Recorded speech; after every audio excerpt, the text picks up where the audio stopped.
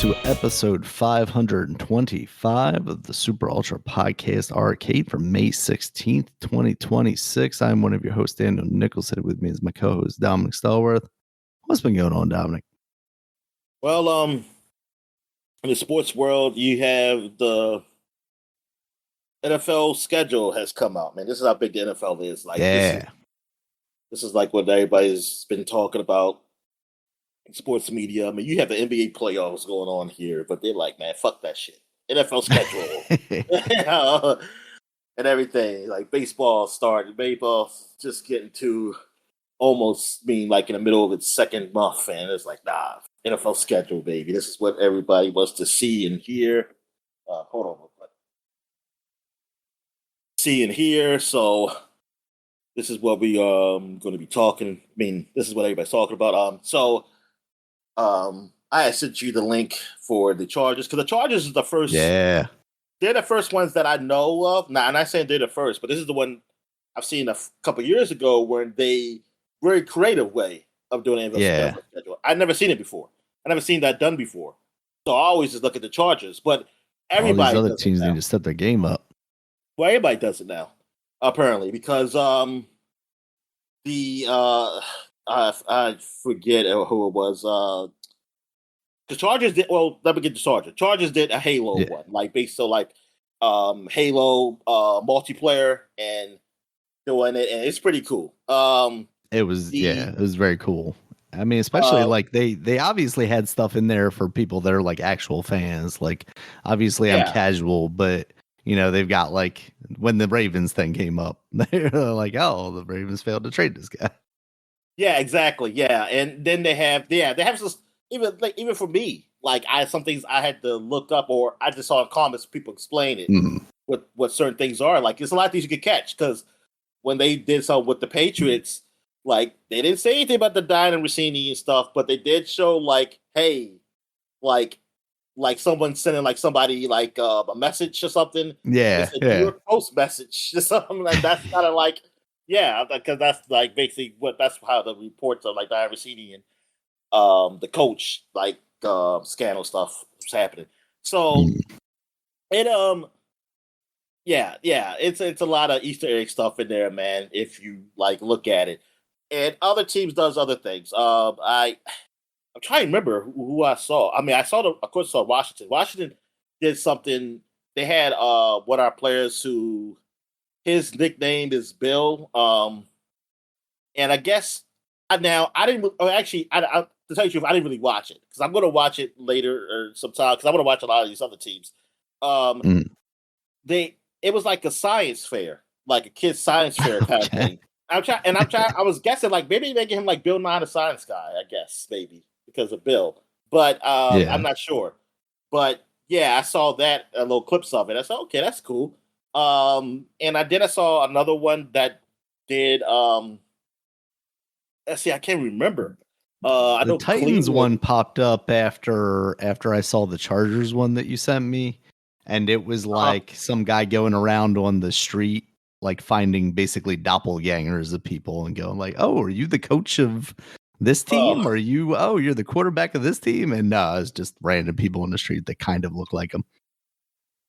Yeah, I saw I saw a little glimpse of the Cleveland Brown one and how it was based off of like, I think, is it a show or something? Let's see, Cleveland Browns. They should do it based on the Drew Carey show. I don't want to be up here. I'm on. I need to go back up here on my Firefox. Let me see. Yeah. Well, I mean, who's to say they didn't? I mean, I have no. Like I said, I have no idea how long these teams have been doing this. These creative ways of doing the schedule, but it's pretty cool to do it. And plus, NFL is so short that you can do something like that. Because I can imagine doing baseball. Yeah. Absolutely. 162. Yeah. But I mean, they can. Yeah, I mean, even if you did like, here's the series, that's still a lot of series. Oh yeah, that's a lot. But specifically with the Ravens, they had. But I said not the Ravens. I'm sorry. with the Washington Commanders. Uh, The actual schedule, like it is now. I never complain about schedules. Like I'm saying, it's hard, easy. It's like, hey, you play what you play, and you do like it's whatever. But just the like logistics of this is like, what the fuck? So we started off 2 games in a row, which not a big deal. I've seen us do 2 games in a row before, and I've seen a lot of teams do that. So it's like that's not a big deal. But 2 games against division opponents on the road to start the season is where it's like, why? Like, because that's crucial. Like, these are crucial games. And, like, why is it like, it's against the Eagles? It's our first week, and then the Cowboys. We're going at the Eagles and at the Cowboys. I'm like, these are 2 big games. Like, these games are huge. Because they're division rivals. This isn't like we're going to the Eagles and then we go to like the Browns or something. And like, so I'm like, darn, they start off like this. So then we come back home and I'm like, okay, who we playing at home? We're playing the Super Bowl champs at home, the Seattle Seahawks. So like what the fuck? Like I would think like, damn, maybe like go 0-3. Season might be over already. And I just like, fuck it. And I was like, this fuck NFL season again. I was like, fucking again. I just got, shit. I'm like, God damn. And then I was like, man, we got to split one of those road games. Like this is kind of, and you can look at it as a good way. As my brother says, that at least you get these teams early. So they're still, it's still, the season's still young. They haven't really got their motor running or whatever. Like maybe you can catch them. You can catch these teams, early on. Like you got split, especially but 0-2. Like you got split one of those games, man. I don't want to do 0-2 in a division. Like you got you're down 2 division. You got 2 division losses. Like nah. Like losing to Seahawks, that's fine. But then it's like that's your the first home game. It's okay, and that's the 3rd week, and then our next game, we're going to London to play the Colts. So it's like, good God. It's like, what the hell are we doing here? Like, why you got the schedule set up this way? And this is our first 7 games. It's, let me pull them up. It's ridiculous. And like, the first 6 games. Well, first 7 games is ridiculous. But I mean, it's 6 games before our bye week. And we have so we got the Eagles, Cowboys, then we got the Seahawks at home. Then technically this is supposed to be a home game, but we're going to London. We're playing the Colts. So it's a neutral field. Then we got the Giants. That's the game like you should win. I mean, it's NFL, so anything can happen. But still, I mean, if you just look at it like the Giants they're new. Like they just got a new head coach, Harbaugh and everything. So we'll see what happens with that team. We are home for that game. Then we go to 49ers, man. We go over west to 49ers, and then we have a bye week.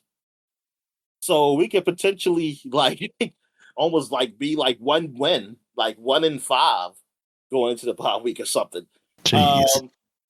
But then we come back and play the Eagles again, and we're home this time. And then we play the Rams, so another tough team. We play the Rams. At least we're home. But that's the thing. After the bye week, it's pretty good because we got quite a few home games, and then we got like teams that you don't expect big things from that you should possibly beat. Because we got after the Eagles and Rams, then it's like we got the Giants, we got the Bengals, we got the Cardinals, we got the Titans, we got the Texans, we got the Falcons, Vikings, Jaguars. Then the last game of the season, Cowboys. Who knows where the teams are at that point? If like who needs to play or whatever, I don't know. But yeah, that second half schedule is not bad. So the thing is that how we look in the first half. Man, can we like come out the first half with a winning record, or even if it's a losing record, just like 1 game below 500, or maybe even 2, because you might can just go on a big winning streak at the end of the season and get in the playoffs. But it sucks that like it's just set up that way. I just hope our team is really good. Like we get through this. Like it's like we look at it now. Like man, this is really bad. But then when the season comes around, we come through like wow, we're damn good. It's like we're a good team. Like we only got like 2 losses. When we would think it would be 1-5. Oh hell, I mean, I wanted to be no losses, but I mean, I'm not going to go that far. But yeah, it's the schedule's almost like what the hell, man. It's so daunting, and like some of my brothers like, "Dude, man, like this is Dan Quinn. This is like basically do or die for him because like if they don't do well this year and they make the playoffs, he's fired." And it's like, and I bet he probably looked at the schedule and said like, "They fucked me. They really just fucked me." It's like they didn't even like they just set you up to be like what the hell. I mean, you gotta play. I mean, the right thing to say is like you gotta play the teams in front of you, and that's what of course, even some fans say that. It's like, yo, whatever.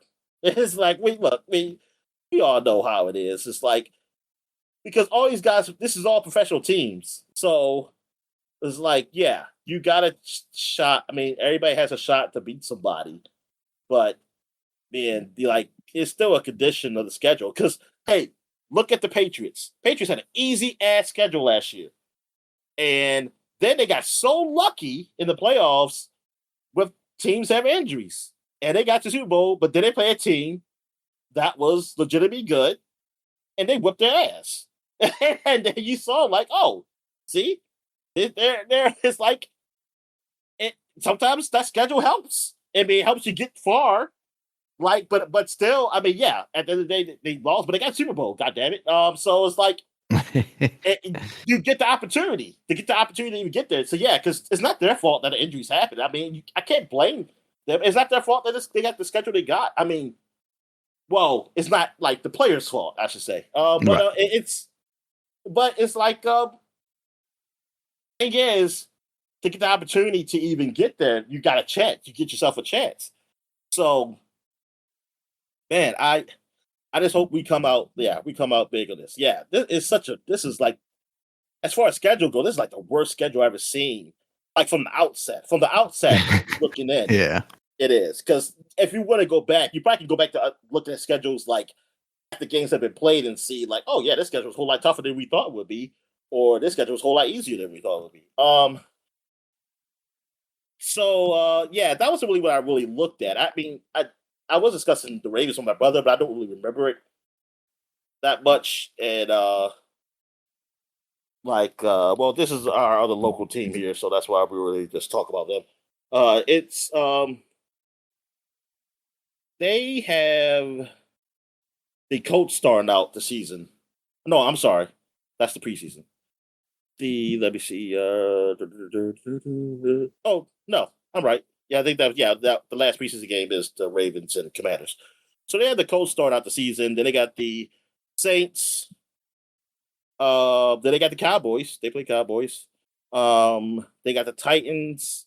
They got the Falcons, Browns, Bengals, Bills, Jaguars, Chargers, Panthers, Texans, Buccaneers, Steelers, Browns again, Bengals again, and then Steelers for the last game of the season. Just like last year. I think last year we had the Cowboys at the end of the season also. I wonder why. I wonder if that's like that for all teams. It's the last game of the season. It's the same as the previous years. I don't know. But the Ravens schedule is not bad. I mean, like, I look at the team, like, if they see themselves as a good team, they should get to the playoffs. Well, they should have got there last year, honestly. But like, this is not a super tough schedule, really. Like looking out now. I mean, who feels how teams are? But I mean, yeah, this is a schedule that they should win a division. Like honestly, they should win a division. I mean, Steelers we still don't even know if Aaron Rodgers is even coming to be quarterback for that team yet. He's like holding them hostage basically, and like Bengals is a team that we always know they have good offense. They have a great quarterback, but he never stays healthy. And even if he does come back healthy, Ravens have beaten them before, so that's like that's not something you worry about. That shouldn't like matter really because their defense. I mean, now I don't know what the defense is this year. The defense has not been great for the past whatever years, so I don't know what they've done this year to change that. But either way, if Ravens are seen to be a good team, they should win a division this year. This year they should win. That's it for the NFL schedule. That's probably the most NFL news I'll be talking about. Unless something like big news has come out to talk to me until we get to like preseason, really. Because I'm not a big off-season guy for sports. Like, because thing is, I watch baseball, so it's I have something to watch. Unfortunately, it's not basketball. Oh, basketball! Big news for the NBA. For the Washington Wizards, we do get the number 1 pick. We got the number 1 pick. I am happy for that because it looks like Washington has potential to be a decent team now, and that's the only way I'm coming back to the NBA is if Washington is actually competitive. Like, because that's all I care. All I care about is them. If they're not competitive, then I don't care about the NBA.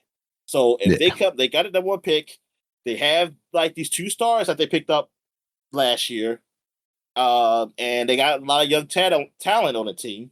So I just want to see competitive basketball in DC, and this could be it to bring me back to the fold. So I'm definitely happy that they got it, and this might be the last year they do lottery this way because now it sounds like they really want to change it so that teams can't be taken like they have been. Especially this year. This year was like the huge tank year because there was a lot of talent coming out of college this year that even if you get the number 1 pick, you still got potentially some great players to pick in the top, for the first round, really. So it seemed like people were really making a big deal about this year about teams tanking, like not playing their best players, or say people who are injured who probably weren't as injured as it should be. But like someone says, like this is the only year that really was like war teams were doing it, and there's like other years that nobody seemed to, like the front office didn't seem to have a problem with it, like the NBA. So now they want to change it, but like I said, the real problem is players not playing every day, or most days, I should say, because it's like he said, that's the real problem. It's not tanking. It's because tanking, you're trying to potentially get a better team, but the problem is that you're not seeing the stars at the night. Like people are going to games and not seeing people play, or you're watching, or you waiting to watch a game and you're not seeing the stars out there. And that's the thing. It's like it's so funny. Like, I mean, I said this before. Like looking back at the '90s, I remember looking at the Indiana Pacers. They're starting 5. I mean, yeah, bar injury. If there's a true injury, of course, yeah, they're going to be out. But they're starting 5. Most of them played 80 games. 75 to 80 games. Like Reggie Miller was the least. He played the least amount of games. I think he missed like 4 or something, 5. So it's like, dude, and I get it now in sports that sports medicine is better, but the players are also bigger and stronger. So they also take almost as much as they give. Like, so it's a lot. It's a lot on the players. So yeah, players do need some rest. But you gotta figure something out. Because it's a lot of money in this. And thing is, like, not seeing, and basketball is a game of stars. Like that almost of all the sports, basketball is like the stars are like that's the biggest thing, man. This is what people want to see. And if they're not there, like it sucks. Like I don't care. Like it's like I've seen it where it's like both stars on both teams are not there. It's like, oh well, it's kind of even if you're like a basketball fan, but it's boring. It's like because you don't care about like just seeing unless you're a true fan of either team, then yeah, you got something to root for. But if you're just a person who just enjoy, like, you like the game, but you also want to see like the best competition. It's like, damn, man, I haven't seen not seeing anything here. And the players don't treat the regular season like it's a big deal, and so it becomes not a big deal. And I mean, they try to do all these incentives to do that early tournament get thing. They even made it so that now for the MVP or any awards, really, you have to play a certain amount of games to be eligible to get an award. Which, I mean, that's good, but I don't know. I don't think that's enough because I think people are realizing what I've been saying for years is that the money outweighs like results sometimes. Like, as long as you're getting paid, it's like, yeah, okay, I don't win MVP. But I'm still getting paid millions. Is it really that bad? Is it really like is it yeah. Like, yeah, you don't win a championship or you don't do well, but I'm also getting paid a significant a whole lot of money, like freaking like generational freaking wealth or whatever. Yeah, and like it's yeah, so it's like what I think people when players are realizing like some players are just realizing like, yeah, it's not that big a deal. I mean, they still want to do great, but if something goes wrong, it's like the incentive to like really push yourself, it's not probably there like it will be like how people saw in the past. It's like I mean, I honestly don't know what you do. Honest, I mean, I don't know. I mean, the things they have tried to do. I mean, the thing that I think needs to be done is that it needs to be less games. I mean, that's really what it is. Like maybe because it makes it um more that the players will yeah they would have like it's only like 50 something games, like 55 games or something. They would have to like you're gonna have to play these games because that's the only way to get to the playoffs because like it's not that many you don't have that many opportunity I mean it's not that many opportunity to like get there. Like you don't have like so many games where you can just lose. And then the pay because it's like hey you miss so many games like the pay probably won't be there for you either because it's not the same as like guaranteed contracts with how I mean, it all depends how they do the contracts, really. But it's not like baseball. Baseball has guaranteed. But yeah, but you're not gonna go for less games because it's less money. That's less revenue. So you don't go backwards. It's yeah. That's why the NBA is really down for me personally. Like I just things like that makes it hard for me to really get into it. That's why I said like if the Ravens be the not Ravens, I'm sorry. The Wizards are not the top team. Like I don't care. Like I really don't. All right. So that's it for me. So any wrestling news? Nah, nothing this week. Okay. All right. So I guess we get to what we're watching. So what you been watching, man? So I watched Marty Supreme. It's the big, I'm going to say it's a Safdie Brothers movie, which is like Uncut Gems and stuff like that. Obviously Bowser Jr. as well. It's starring, Timothy Chalamet. He plays a famous ping pong player. And yeah, it basically, we were joking before about how Timothy Chalamet in real life is kind of coming off as a scumbag, but the guy in this movie is the biggest scumbag. Like he is constantly just trying to get over on people to further his career ambitions and become the biggest ping pong player in the world over these like Chinese superstars and stuff like that. And he basically does anything and everything to go out of his way to screw people over to make sure that he gets ahead. And I generally I think it's a well done movie, but it's not necessarily a movie that I particularly enjoyed, to be honest with you. It is very much like there's no like cheering for this dude. Like every chance you get where you're like, oh, maybe he's getting kind of a raw deal here. Oh, I hope he comes through here. It's like, no, he's just gonna do something else that makes you not want to root for him. Um, so yeah, I think generally it was an all right movie, but it's definitely not something I feel I find myself really ever feeling the need to revisit necessarily.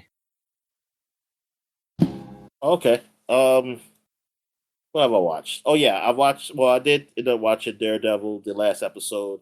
Yeah, it Mhm. was all right. I was hoping like Yeah. it open things up for like the Punisher in this or something, but then the Punisher show came on, and I did watch that. And yeah, I don't know what this was supposed to do. I mean, I guess it's supposed to lead into like, oh, you go to see him in Spider Man, but it doesn't explain to me how he got away in Kingpin. Right.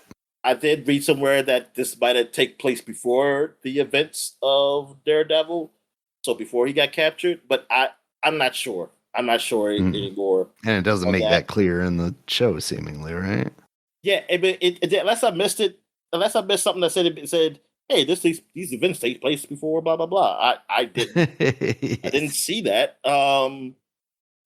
So yeah, it does explain that away, and the way it ends, I don't know what I could take away because it seems like the person that started something like a little spoiler alert, like hired people to kill him. Well, put Mhm. out a bounty on him, basically.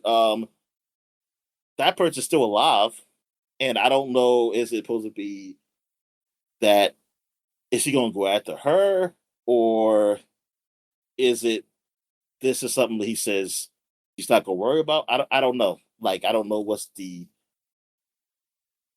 yeah what's the ending supposed to be lead up to, because I don't see that being a thing in Spider-Man. Like I don't know how they put that in Spider-Man. Put it like that. I'm not saying it's in there, but I don't see how that little story would be in Spider-Man. Um, so I don't know. I mean, maybe it leads to another show at some point. I have no idea, but yeah, it just feels like weird that like yeah, it didn't really tell anything more of the Punisher. You know that's really what it is. It seems like it didn't really tell more that we don't already know about his character, like his like who he is or anything.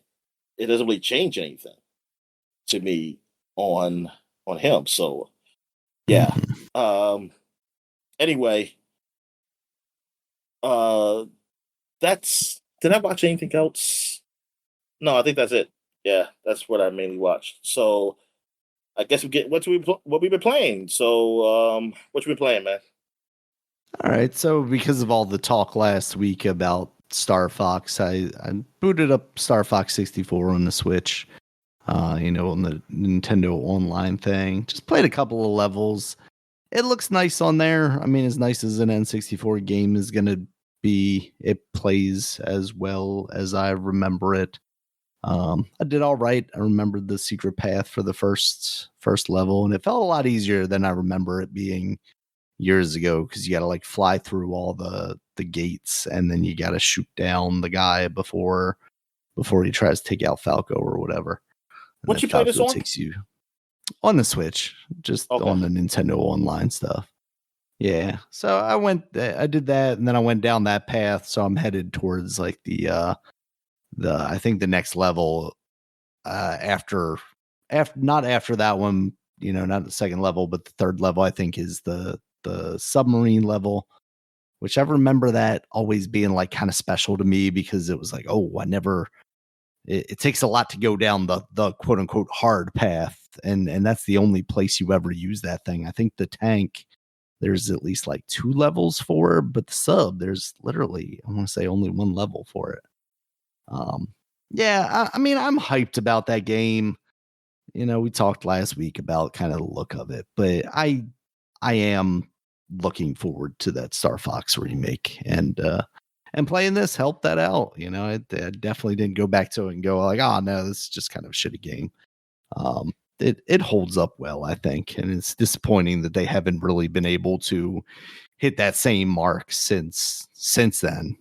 That's kind of ridiculous that we're like 26 years now on from that game and they still haven't been able to figure that out. So maybe they'll get themselves together here. I also tried out this game. We got a random email to the podcast from a developer with a Steam code for this game. Particulitix, I think that's what it is. They say how to pronounce it at the end of one of the trailers, and then looking at it just now, I kind of went, oh crap, I forget how they said that. But this is basically like it's a roguelike top-down dual stick shooter, essentially like a Geometry Wars mixed with some of the more modern takes on roguelites. And visually it's a little busy. Like initially I was looking at the screenshots of it and I'm like, I don't know what's going on here at all. I had a hard time visually, too. Like, eventually I figured out that I guess when I kill them, you do collect some stuff, and I realized. Yeah, initially I was like, "What is this fog coming towards me? I don't want to touch that." I didn't know if that was like that I was taking damage or not, but then I realized, oh, okay, that's the XP coming at me. Yeah, and on the board there's like different zones that give you like plus 20 damage or plus or times 30 damage or double XP or something like that. So you can kind of choose faster reload. That was also the thing that like initially I was like, I didn't get, because I'm like, I'm shooting. And then I just stopped shooting and I'm like, I don't understand. Am I charging up or what? And then I realized, oh, that's the reload portions. Exactly. Yeah, so some of that stuff is not telegraphed as well. Like there's not really a tutorial section of it really, but once you play it for a little bit, it definitely does, like it makes sense. It's still a lot going on at any given time because you got like backgrounds moving around, you got these enemies that are all different shapes and sizes. You got kind of all these colors. Is there different specials, or is it because the only special I had was when just to stop the enemy? That's the only one that I've used so far. They do have different weapons though, so I would imagine there probably are. Yeah, I did the weapons. Because there's like the sniper, which you start out with, and then the shotgun, which does more shotgun type things, and then there was one other one that just kind of shoots in random directions. Well, there's a laser, which is kind of it kind of streams it. It kind of streams like a laser. The random direction one I haven't used. Yeah, that one scared me because I want to be able to shoot in the direction I got. But much like any of these games, it has upgrades as you get more XP. I got one eventually where I'm like shooting behind me at the same time as I'm shooting forward, which I liked a lot because it kind of covered me a little bit. And then it has what I like in a roguelike game, permanent upgrades as well. So they give you a whole tree of that stuff. Once you go through a run, you can kind of choose from different upgrades. And as you go through different levels, they're also unlocking different palettes. Like I was using a Game Boy palette, which is like more greens. I felt like that was even harder to read, honestly. Yeah.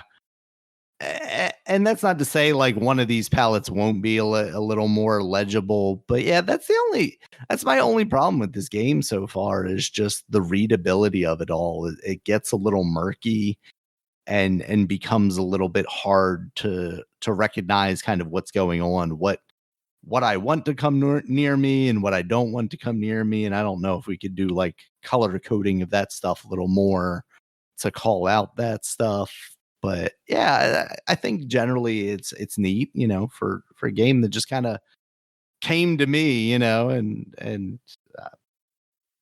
have to email them back and go, why'd you think why'd you think we were the guys to talk about this? Because when you sent me that, I was thinking like you went to them or something. I was like, no, I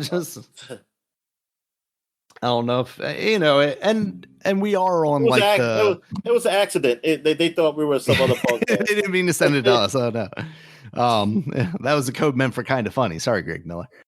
We are on like a couple of the press accounts for the different publishers. We're also on like one of the websites where you can get keys from some of the smaller publishers. So I wonder if they were just able to get our information through there. Or maybe they're just like video game podcast, and somehow in the list of like 7 million video game podcasts, our name popped up. I don't know. But yeah, I thought that was a clever little game, kind of following in the stream of what's popular right now. But I think it's relatively well done. I definitely, like, before I told you to play it, I kind of Googled around a little bit to see if there were any like, is this game made with vibe coding or, AI something or other? And we're just trying to, push along an AI scam or something like that. And it didn't seem like that was the case necessarily. So I don't want to be on here doing all that. Yeah. Unless they pay. Yeah. Unless they pay. Yeah. In which case, come on board. Yeah. So I played that. And then Subnautica 2, following all the drama of that, is in early access now, but it was also in early access. What was the drama again for that game? I forgot. So the leaders of the studio got fired by the publisher because the publisher like bought them. And okay, all right. They got fired. Basically, the publisher said that they had basically abandoned their jobs and they were working off on something else, and they didn't care about the game anymore. But secretly, what had happened was the head of the publisher was trying to get out of a bonus deal that they did with them, where they would get like a whole bunch of money if the game came out on a certain timeline and sold, like 1 million copies or something like that. And he asked ChatGPT after his lawyer said, like, there's no real way of getting around it. He asked ChatGPT, and ChatGPT was just like, I don't know, fire these dudes. So he fired these dudes, and then they took them to court. And then the court said, you got to reinstate these guys and bring them back, and all the bonuses are still in place, and you guys are idiots for using AI to try and answer legal questions. They told me. The AI told me. So yeah, that's kind of where that is. That's been a lot of the story around it. I never played Subnautica 1. It was a game that always kind of interested me, but because this popped up on Game Pass and because there's all the talk around it, I wanted to give it a shot. And I think I just chose the wrong mode. I think that's part of it, at least. I picked the creative mode because it was like this. You don't have to worry about survival and you don't die. You just kind of get to swim around. And that's kind of all I was doing. I swim around. I gathered things. I could have built stuff, but I'm not really too interested in the building aspect of it necessarily. But there weren't really any like objectives or anything for me to follow the path down. It didn't start off with you getting out like a crash landed ship or nothing like that. No, it was just I had a little pod, the little pod that you go back to. Mode. Yeah, and then it just was like, here we're in the ocean, get on out and check things out. Okay, so it's really just exploration, like just exactly. Okay, I think it looks nice, but not having anything to do, like any objectives, it definitely didn't like keep my attention at all. I did the regular. Well, I forget what they call that. Wherever the mode is with the story. Yeah, like survival mode. Survival. Okay, so that's the one I did. Like, you crash land. Well, you wake up and you're not in the pod yet because you're trying to get to the pod. You're in like I guess where what's it called? Like the state? What's the like the stasis where people sleep? The stasis pod. Yeah, and like you just waking up, and I guess this is like a colony ship or whatever, and like something's went wrong, so the computer AI lady's telling you what to do, and then you get to the pod, and then that's shot up. But it's an early access game. There were some bugs, like there's bugs with me trying to fix the. I was just trying to mess with the graphics a bit. I mean, started out it's fine, but I was just curious to see where it was at, and then it said I'll say, oh, you only can do 720p here, and it didn't look like a 720p, and I don't think it was. I think there's something wrong with that because it seemed like when I went higher, it actually went to a lower even though I put it at like 1440, it was like a lower resolution, and it was like all zoomed in too, and it was something going on with that. I got to the point where you do your part, you get in the part, and it shoots you up, and then the title screen comes up, and then it crashed on me. But like I said, it's early access, so they even say that at the beginning, like all the stuff, like, hey, this is early access game, things go wrong. So I'm just gonna wait a little bit, and then I'll get back into it again to play around with it. But so I didn't really get that far in it, but I mean, it looked good for what, yeah, for what I started out with. The whole like going through this crash ship. I'm not sure. I'm thinking because I hear this noise like, "Rrr." I'm thinking like Star Wars, like, oh, maybe we crashed inside the mouth of a monster or something, like Right. we're inside or something. Because I don't know, because first the part it was shooting up to get higher, but it crashed. It hit something up top, and then it went and shot up, and then you finally get above. So I don't know. The ship is in the water somewhere, but I don't know where is it stuck at or anything. I haven't got that far. So yeah, I do want to play some more. I kind of want to go back to play the first one and that expansion, which is like that story expansion they had with it. That sub what's it called, like Sub Below or something like that. Yeah. And because I did like the game. I played a lot of that game at first, and I really Mm.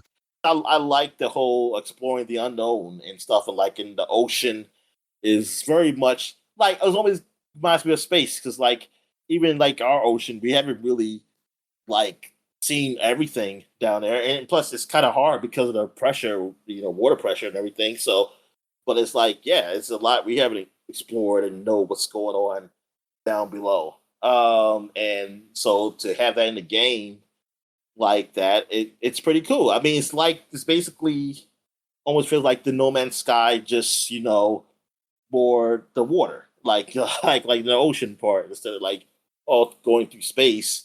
Um, but yeah, I just like having an objective, like objective to do stuff and everything. So just like you, yeah.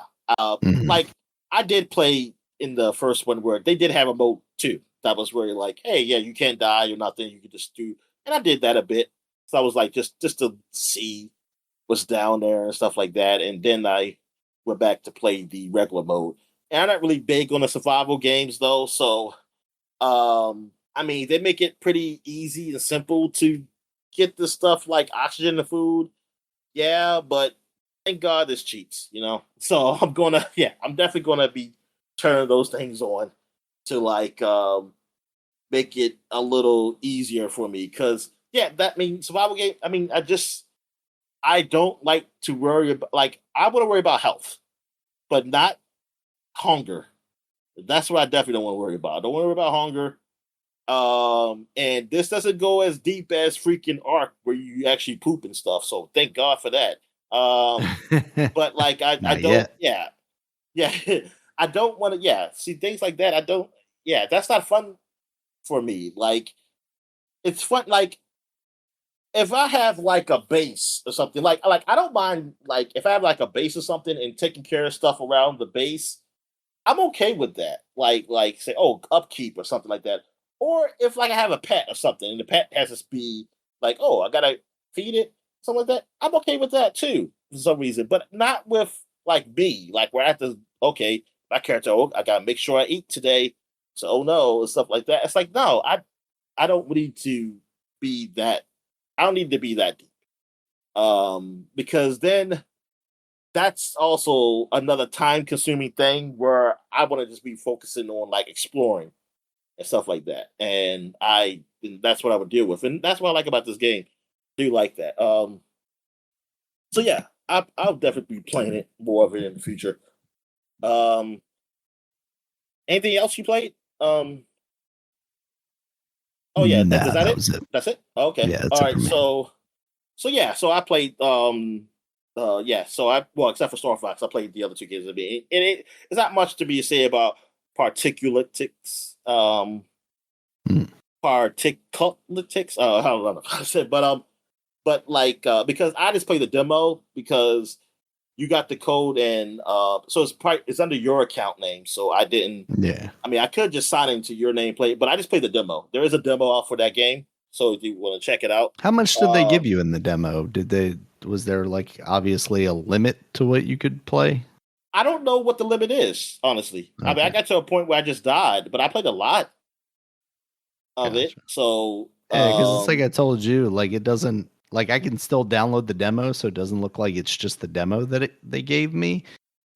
But it also like makes references to like the full version of the game, and the game's not out yet, so it makes me wonder. yeah.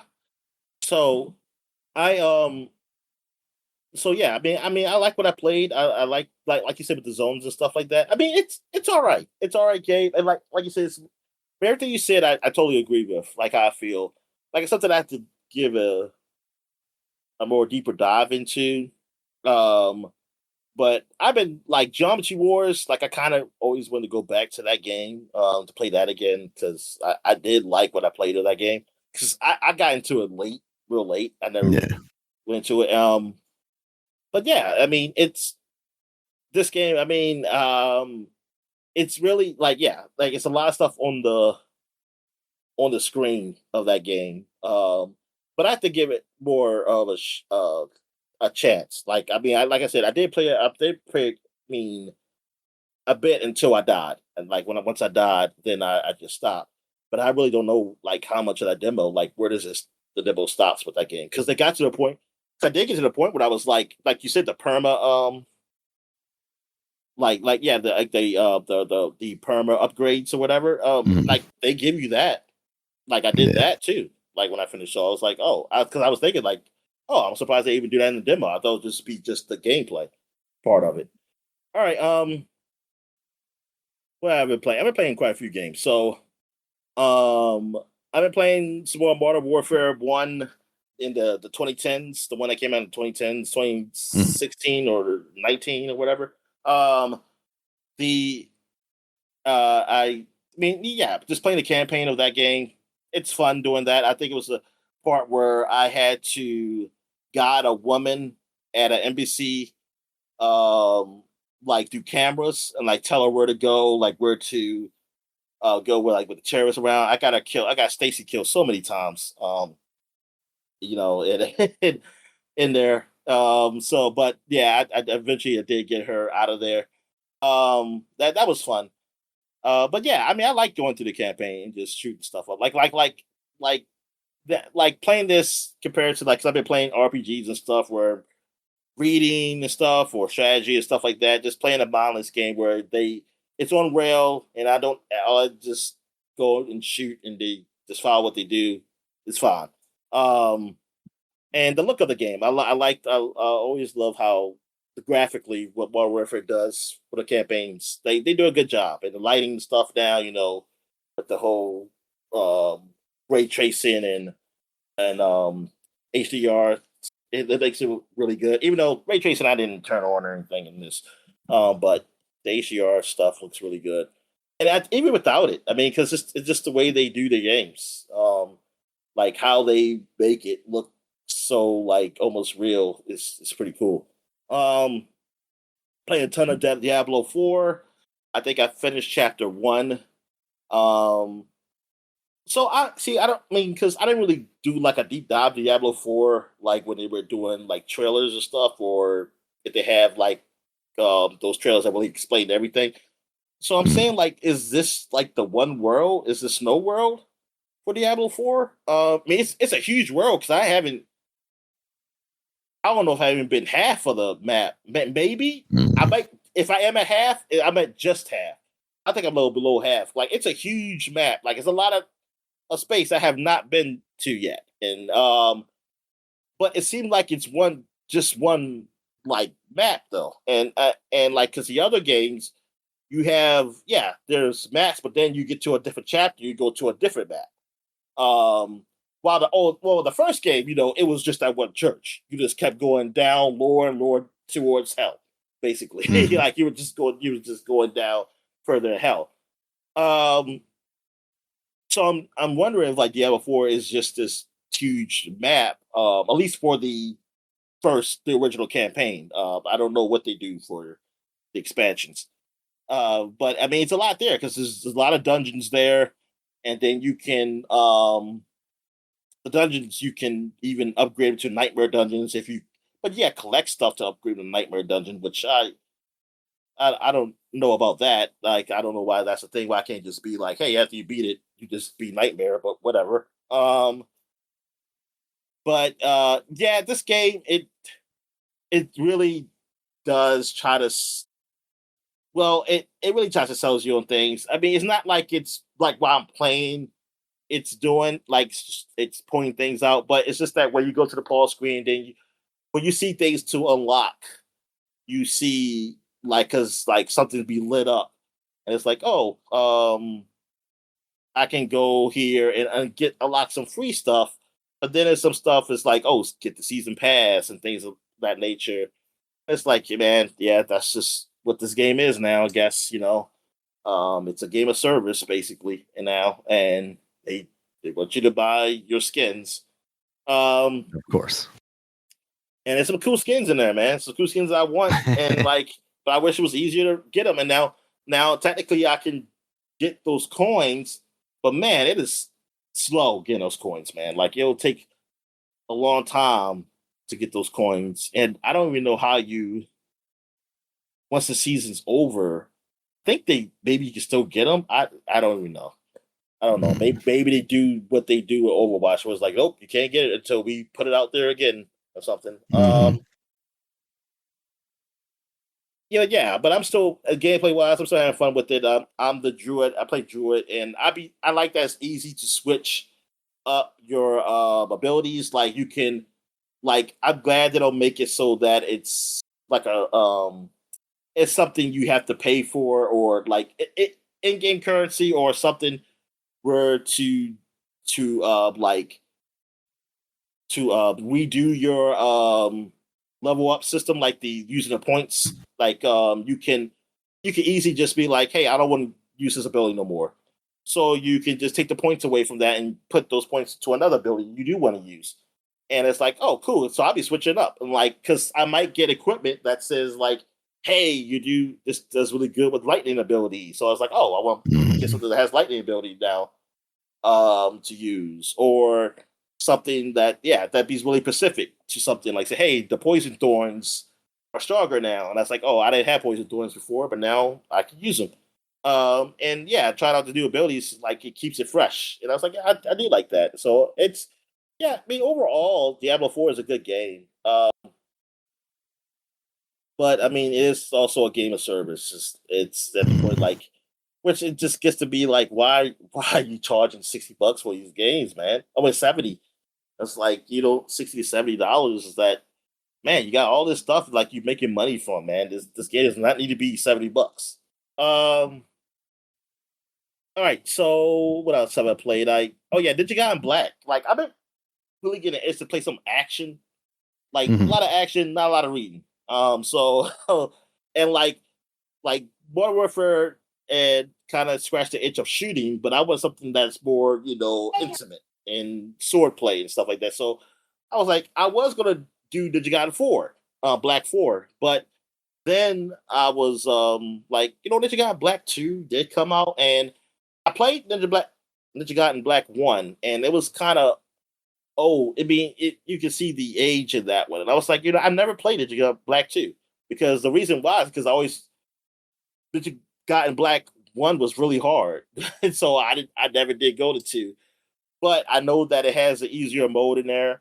And then also now, since I got on PC, I got cheats. So I was like, I can let's go see how this is. And yeah, man, the game is fun. Like I like it. The action's good. It like the combos I can do. It's really nice. Yeah, man. I actually like this. Enjoy this game a whole lot more than I thought I would. So yeah, how far I get? I know I got to the next chapter in there. But yeah, that chick. But I didn't. Yeah, actually, I was watching the cutscenes, but I think I was talking to my friend at the same time, so I don't know really going on. I know there's some big Yeah. titty chick in there who was getting smacked around or whatever, and I went to save her, and I guess I'm helping her do something. I don't know how she's really a ninja or everything with the breast that big and not like supporting them. Like I already think, That's the ninja magic now. but whatever. But yeah, overall the game, man, that action is pretty fun. Um, and yeah, my friend even asked me because he's still going by Ninja Gaiden on Nintendo because he was saying like, is it hard like the Nintendo game? And I was like, I was sounding like, oh no, there is difficulty settings in 2. I was like 1, which they might have.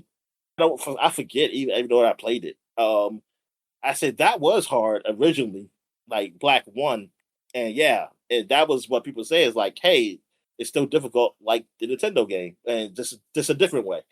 And I was like, yeah, I had a hard time with that one, but nah, in 2 and 3 and up, like 2 and up, like they got difficulty settings, so it can be easier. It won't be as difficult to play.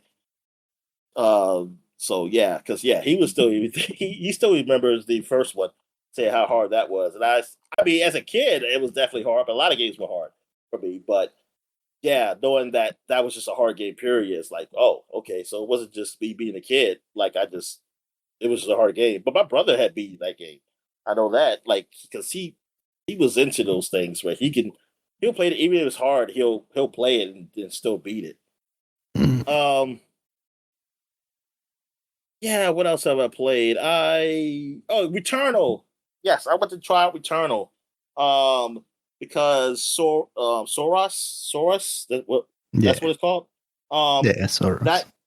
That came out, so I was like, I'm gonna play some Returnal. Like, I always wanted to go back and play that, and I did. I had played a little bit of it, but it was the time I played it was when it was with on your console through the cloud, and Right. Yeah. yeah, so that was like hit or miss with that.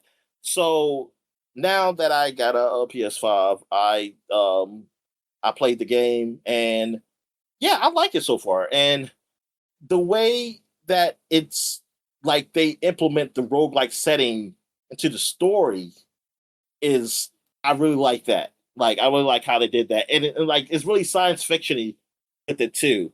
Of course, like she's still trying to understand what's going on. She realizes that hey, she dies and she has to keep come back doing this. But then like you collecting things and like how they make it so that oh, you know how like in roguelikes, hey, you get an upgrade or something, and how they put that into the science fiction and to make it make sense. I think that's a pretty neat way of them doing it too. Like it's like I really like the like what intrigues me more about this is the story. Like I want to know where this Mhm. goes in the story. The gameplay is fine to me too. I picked up like I got 3 different weapons now. Still trying to understand how the whole charge system kind of works. Well, I think I got how it works, but you know what? Like I like how they use the DualSense controller. Like how when like you have a weapon like you just shoot, but it has like another ability that kind of like it's like a charged up ability that does something special. That's or depending on the gun, and it shoots and might kill the enemy, like take a lot of health at it, or kill them outright if it's strong enough. Um, but like I like how the dual sense it vibrates in a certain way when it charges up, and it feels like Mhm. like oh the charge is there. And I was like, oh, I like that. It's like I don't have to look at someone's screen. I can just feel it and know it's ready. And that I think that's pretty cool. Yeah, yeah, they do a lot with the dual sense. I mean, like the implication of the dual sense with this, like it definitely really makes like it really builds I mean, it feels like they really inject that into the game like really well. Which I'm trying to think like I mean they can still do that with another controller that doesn't have the DualSense stuff. I guess just be vibrate differently. But at least they take advantage of that, which is really nice. Yeah. I mean, this is one of the early games of the PS4, so that did that. And I forget that this was a first party game. I keep thinking it's a third party game. Right. Yeah. But Especially because it came out on PC and whatnot. yeah. So it's it's so far. I mean, I'm really enjoying it. Like I do want to keep playing it too. Yeah, I'll probably be playing some more of that until when I eventually play Soros at some time in the future. Who knows? And Pragmata. I got my hands on that. I played that a bit. Nice. Not a lot. I just got to the point where I did meet the girl, and she helped me with shooting the robots. I do like that hacking system they got in that game, like how they It's do neat. it. Where you hack. Yeah, that is the and yeah, the look of the game looks good, man. Like just starting out, like I had to change my. I play it on PC. Um, I mean, I didn't really have to change anything really. I just was kind of just I just made it higher. Like it started out with like 1080p, and I just moved it up a bit higher just to see how it runs, and it seemed like it still ran all right. So, Nice. but yeah, graphically the game looks good. And yeah, so I haven't got that far in it. Like I just got I just got to the point where things went wrong, and you beat the girl, and you're trying to figure out what's going on, basically. Like why the robots are attacking you, and why there's nobody at the base when y'all came. Y'all supposed to come and do something, and nobody was there to greet you. But yeah, I mean, it's I gotta play more of it to really get the hang of it and to really know to see if I really like it. I mean, so far, like I'm really intrigued with it so far. So, I mean, I think I'll like it based on especially what type people have said about the game. But yeah, Capcom they've been doing it, man. Been doing it. Yeah.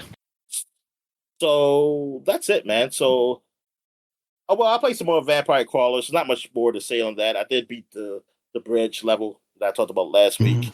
Um, but yeah. So we'll take a quick break. When we get back, we'll get to the flashback segment. All right. And we're back.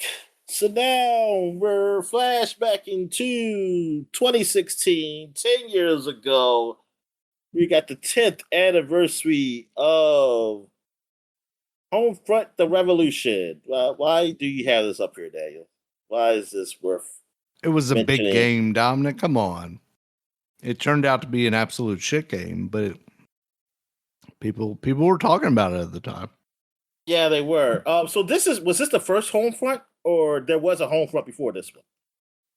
No, I think there was at least two, or at least One. one. I think there were Okay, there two. was Homefront. Yeah, there was a Homefront that Yeah. came out in 2011. This was basically like the soft reboot. Like they finally were returning to Homefront. And the first one, they were fighting the Koreans. This one, I don't know where you still fight. You still fight the Koreans. Okay, they're still keeping the Koreans. And this is supposed to be almost like what's the movie where they were fighting the Russians? What was that Exactly, movie? like Red Dawn. Oh yeah, Whatever Red this was Dawn. called. Yes, the original Red Dawn. Um, and yeah, this was supposed to be a pretty big deal. I mean, it's the first one was done by THQ. I know THQ published it. I don't know who the guys who actually did it. Hold on, actually, I do Chaos have it up here. Studios. Yeah, and this one is Crytek. Yeah.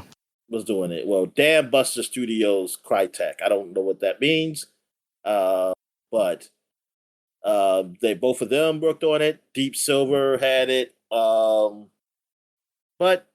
it did not turn out to be that good.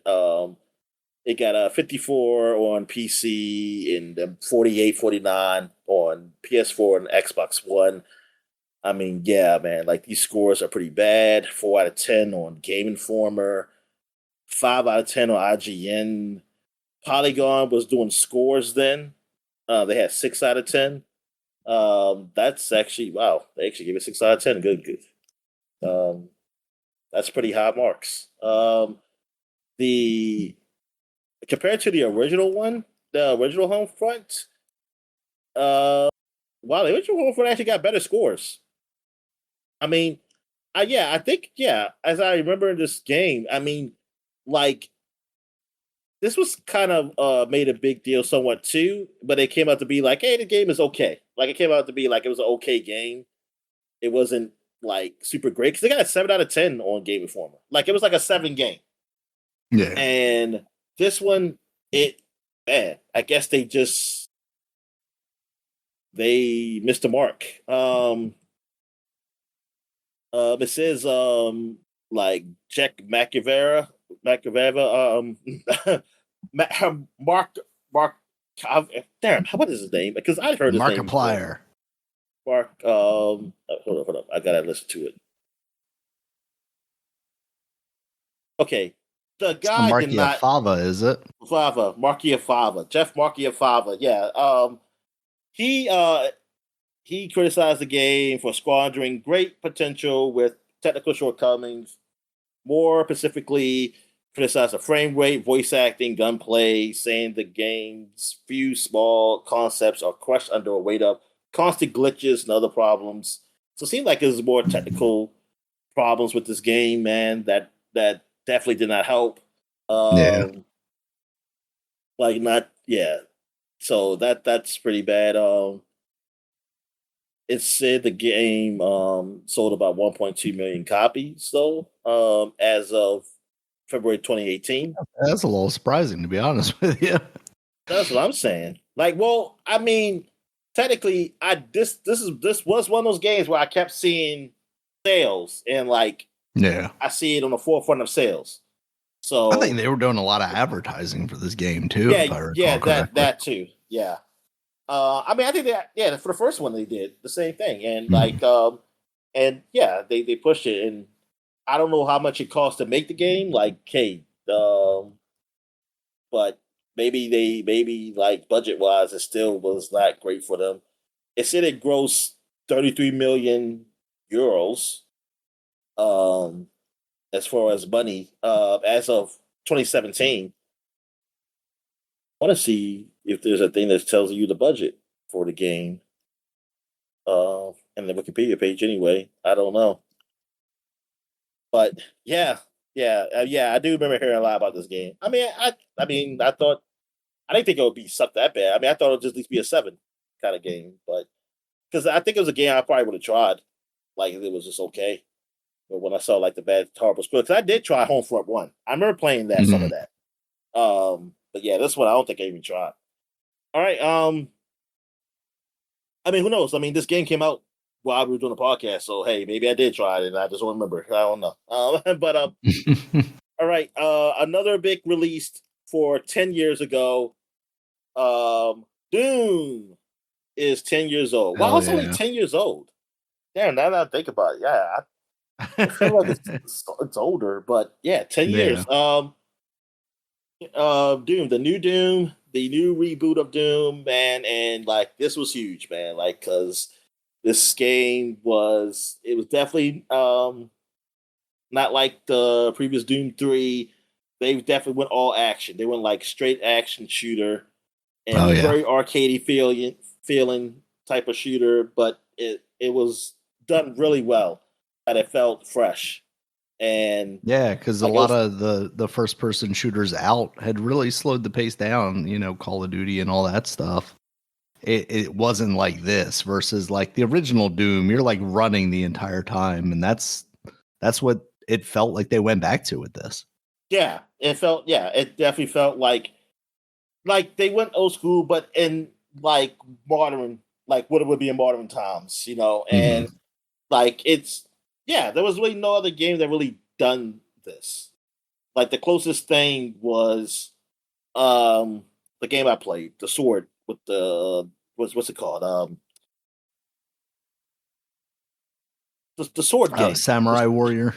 Yeah, Samurai Warrior. Yeah, that was probably like the closest thing I think I played that was even close to what Doom was. And other than that, it was there was no other game, like no other big budget like game, on the forefront that's done anything like this. And yeah, man, this was awesome. And like, yeah, you had played it. You had played it before I did, really, and more of it. So that's what I did. I went to play it, and I was like, oh yeah, Mm. this shit is fun as hell. And like, yeah, I do like the whole and all the ways you collect the ammo and the things you do executions and doing that ammo and shield, like they make it fun that way. It's not just like your normal way of doing the game. It makes you like the actual gameplay. Like you had to keep killing, and like you said, killing and running and stuff and shooting. Like that was the goal of the game, and that's how you really got to keep your health and keep your shields and get ammo and things of that nature. It was like, yeah, that's that, and that way of implementing that was a way to keep it like you constantly, moving, man. Like, and it it was, yeah, like whoever thought of this way, like of like keeping like this gameplay, man, it was Yeah, it genius. incentivizes the constant combat. There was no motivation to slow the pace down. It was just ramp up, ramp up, ramp up. Yeah, and yeah, man, it was good. It was great, and Yeah, looked um, incredible too. Ran really well on lighter hardware too. Like it was very technically well designed. yeah, yeah. I don't know. Yeah, I don't know how they did that. Like, but they really made a way. Like, cause even on my PC, man, and like my PC was aged then, like it ran well. Like, and yeah, I love that playing that game. And I love like two, like the sequel was better. Mm. And I mean, I know you were pretty down on the third one. I mean, heck, I haven't gone back to it, so I mean, I was. I mean, it was more of the same. It was just something different. But Yeah, I mean, one day that I'll was go my back to it. biggest problem with it. It was just kind of more of the same, a lot of arena stuff. It wasn't bringing anything new, even though it had kind of a new coat of paint on top of it. All right. So yeah, and like having this game along with Wolfenstein was like pretty big for Bethesda. Yeah, Was like action games. All definitely. right. So that's it for 2016. So now we go back 20 years, 2006, and we got the new Super Mario Brothers. This is when I got my DS. It was when new Super Mario Brothers Yeah. came out. 'Cause this came out at the same time as basically the Lite came out. Mhm. The DS Lite came out, the best looking DS Easily, yeah. handheld. Yeah. And yeah, so I picked this up and I liked the game. Yeah, it was all right. Like it was basically like Super Mario Brothers, but just like a new coat of paint, and they added some things. I'm trying to think. I think they added something where like was that the helicopter hat? Was that introduced in this one? Um, I feel like I'm trying to Yeah, I'm think. trying to think. Yeah, that might have been the Wii one. Oh maybe the Wii one introduced it and they put. Well, wait a minute. Which one came out first? I don't know. That's what I was just trying to think. I wasn't sure. I want to say this one. Oh, well, this one had the giant Mario. Okay, that's what it was. Yeah, you got Where super. you could like crush through pipes and stuff Yeah, like that. you got the super Okay. big Mario in this. Yeah, that was like the big deal with this. And yeah, the helicopter hat thing. Maybe that definitely was probably was that because I mean Yeah, I'm not saying and it's this not in this this because came it was out cool. before. This came out 3 years before the Wii one. Okay, yeah. So and yeah, and this was all right. Like I wasn't as high as some people were on this because I Mhm. was kind of disappointed when the Wii one was just this, and I was like, ah, man, are they going to just keep doing this? They kind of did, but they actually gotten more creative though in the Yeah, later ones. So I could definitely just say like, okay, like because I did like this game, but I was eh, like I got over it. Like it got old for me pretty fast. yeah. Like I didn't care about playing any more of the new Super Mario Brothers. But when the when they started like the um what's it called? I didn't play two. Like two I didn't get darn, it was Choose the one other where you versions. have to collect all the coins, right? That was Yeah. the focus. Was like billions of coins. Yeah. Yeah, I played. But when they Played a good the last portion one of that that. I came on don't remember if Switch. I beat What's it. the one that came on Switch that was The Switch was the Wii U one, right? no, but I mean the original Switch one. Like what was it called? The 2D one. Oh, Wonder. Yeah, Wonder, like something like Wonder. And if there was a like, because I think the only one I can think of is the 3D one. It's like 3D Land, Super Mario 3D Land, which is Yeah. not like the 2D one. But like, see, something like Wonder, like I don't mind it being what like New Super Mario Brothers was, because it adds a lot to it. Yeah. And two probably did. I think I just didn't get with two because of one. I think I was kind of like I was kind of over it. I was like, yeah, whatever. There's definitely even some though novelness to this because at the time we were really just dealing with 3D Mario games at that point. So them coming out with a, like they say, new Super Mario Brothers was kind of supposed to be like, oh, here's, a nod back to traditional Super Mario Brothers. And I think there was some interesting stuff there, but there was also some like, yeah, you could have did more with this. because it was like the original Mario Brothers, Super Mario Brothers, like Nintendo version. Like if they had done more, like, hey, it'll look like this, but like a Super Mario World kind of way, making it. There's like, oh yeah, I like that. Which they, I guess you could say they kind of did with Wonder and things like that. Like they added, it's a huge game. Like it's a much bigger game than what this was. Because this was like 8 worlds, but it wasn't that many stages. Like I beat this game. But it got like a 89 on Metacritic. High scores everywhere. Lowest score is probably like an 8. And Edge, wow, Edge is the one who gave it an 8. That's not surprising. Their high standards. It's like they probably was like, yes. See, the reviewers definitely paid the Mario tax here, Dominic, which it means +1 for whatever your score would be. All right. What else we have here? I guess that's it for 2006. So now we're going back to 1996, 30 years ago, and Fire Emblem, the Geology of Holy War came out. Now, this is only a Japanese game, but this is Fire Emblem fans have been asking for a version of this to come to America, but Nintendo hasn't done that yet because Nintendo don't like money. And like they like money, but they don't like too much money. There's like, we're not too greedy.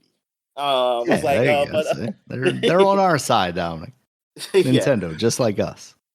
So, but yes, they have not bought like any version over here. There have been like fan versions done though. A fan version I know of that's been done. So yeah, you can play this, but this has been, well, people have said that this is a good game. This is the 4th iteration of the game. This came out on Super Nintendo.